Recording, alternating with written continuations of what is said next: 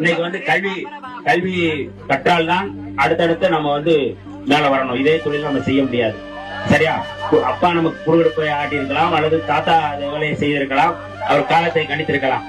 ஆனால் நம்முடைய பிள்ளைகள், அடுத்தடுத்து வர்ற பிள்ளைகள், நீங்களும் வந்து டாக்டர் படிக்கணும், நீங்களும் வக்கீலுக்கு படிக்கணும், நீங்களும் ஏன்னா வழக்கறிஞரா படிச்சாதான் போலீஸ்காரன் வந்து உள்ள வந்து பொய் வழக்கு போடுவதற்கு உங்களை வந்து பெற முடியாது. உங்களுக்குள்ள ஒரு வக்கீல் வேணும், உங்களுக்குள்ள ஒரு டாக்டர் வேணும் அப்படிங்கிற அந்த எண்ணம் நம்மிடையே வளர வேண்டும் என்பதுதான் நம்முடைய பெரியவங்க வந்து இங்க செஞ்சிய கொண்டு விட்டு எல்லாரும் சொன்னாங்க.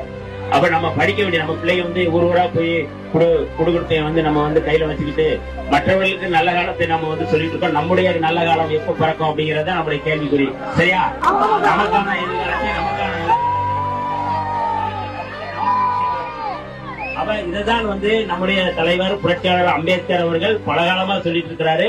பழங்குடி மக்களுடைய வாழ்க்கை, தாழ்த்தப்பட்ட மக்களுடைய வாழ்க்கை உயர்ந்தால்தான் இந்த நாடு உயரும். நம்ம கிட்ட காடு இருந்தா எடுத்துக்கிடுவானுவ, ரூவா இருந்தா புடிங்கிடுவானுவ. ஆனா படிப்பை மட்டும் நம்ம கிட்ட இருந்து எடுத்துக்கிடவே முடியாது சிதம்பரம். நீ அவனோட எதிர்த்து ஜெயிக்கணும்னு நினைச்சீன்னா படி, நல்லா படிச்சு ஒரு அதிகாரத்துல போய் உக்காரு.